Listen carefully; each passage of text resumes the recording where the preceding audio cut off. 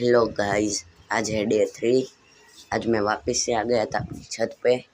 बाद में मैंने कबूतर को भी खोल डाला, बाद में पानी भी दे दिया और खाना भी दे दिया।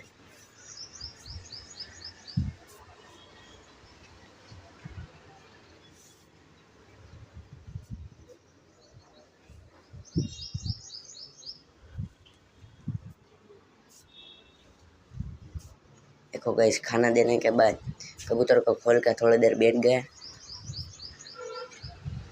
बाद में हमारी कबूतरी नहाने लगी थी। बाद में मैंने 2 कबूतरों के और भी खोल डाले गाइस। देखो, ये 2 पट्टे लाए थे न्यू, इसके पर भी खोल डाले।